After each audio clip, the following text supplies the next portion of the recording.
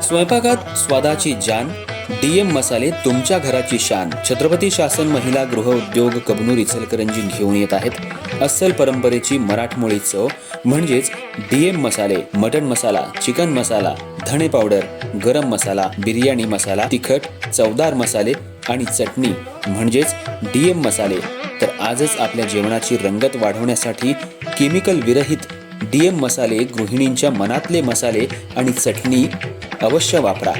DM मसाले महिला बचत गटाद्वारे करणारे स्वच्छ माफक दरामध्ये म्हणजेच डीएम मसाले. संपर्क दिव्याताई मगदूम, मोबाईल 91 30 80 22 55.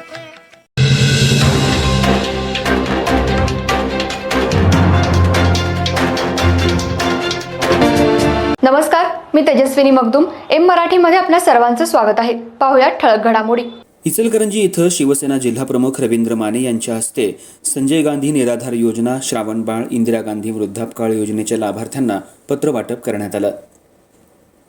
इचलकरंजी शहरात शिवसेनेच्या वतीनं संजय गांधी निराधार योजना, श्रावणबाळ, इंदिरा गांधी वृद्धापकाळ योजना तसंच वयश्री योजनेतल्या लाभार्थ्यांना मंजुरी पत्रांचं वाटप शिवसेना जिल्हाप्रमुख रवींद्र माने यांच्या हस्ते मातोश्री कार्यालयात करण्यात आलं.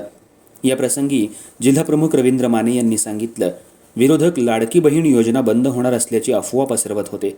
एकनाथ शिंदे यांनी ज्या योजना सुरू केल्या आहेत त्या बंद होणार नाहीत असं आश्वासनही त्यांनी दिलं. शिवसेना वाढीसाठी प्रत्येकानं प्रयत्न केले पाहिजेत. ग्रामीण भागात, शहरी भागात धनुष्यबाण दिसला पाहिजे. आगामी निवडणूक आपण स्वबळावर लढू किंवा युती म्हणून लढू. जो आदेश पक्षाचा येईल त्या पद्धतीनं आपण इथून पुढची निवडणूक लढवायची आहे. मात्र प्रत्यक्षात राज्यातल्या लाडक्या बहिणींच्या खात्यात दरमहा 1500 जमा होत आहेत. तसंच लाडका भाऊ योजना सुद्धा कार्यान्वित करण्यात आली असून राज्य सरकार सामाजिक न्यायासाठी कटिबद्ध आहे असं त्यांनी नमूद केलं. काम जर कोणी केलं असेल तर ते महाराष्ट्रात फक्त एकनाथ शिंदे साहेबांनी केलंय असं आणि त्याचाच एक भाग म्हणून आजची तुमची पेन्शन मला वाटतं मागं आम्हाला 1100 रुपये होती, ती नंतर 1500 मध्ये केली. आणि सरकारचा मानस आहे की ज्येष्ठांना म्हणजे 50-60 वर्ष ज्यांनी काबाड कष्ट केले आणि आता ज्यांचे हातपाय चालत नाही पण आपल्या रोजच्या गरजा भागवण्यासाठी म्हणून त्यांना 1500 ची पेन्शन 2000 करण्याचा सुद्धा मानस या सरकारचा विरोध तुमच्या काळात आहे. काही लोकांनी लाडकी बहीण योजना बंद केली जाईल अशा पद्धतीचं वर्णन केलं. लाडकी बहीण बंद होईल असं केलं. पण एकनाथ शिंदे साहेबांनी सांगितलं, माझ्या बहिणीची ही ओवाळणी मी कधीही बंद करणार नाही आणि इथून पुढच्या काळात लाडकी बहीण योजना कधीही बंद होणार नाही. आणि संजय गांधी श्रावणबाळ, इंदिरा गांधी वृद्धापकाळाच्या काळामध्ये जे लाभार्थी पेन्शन धारक आहे त्यांची घरपोच सेवा करण्याचं काम, घरपोच सेवा करण्याचं काम सुद्धा इथून पुढच्या काळात हे सरकार करेल अशा पद्धतीने आपलं आश्वासन देतो.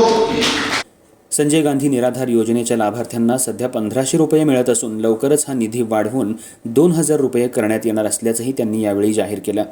या कार्यक्रमाला अनेक लाभार्थी उपस्थित होते आणि त्यांनी शासनाच्या या उपक्रमांचं स्वागत केलं.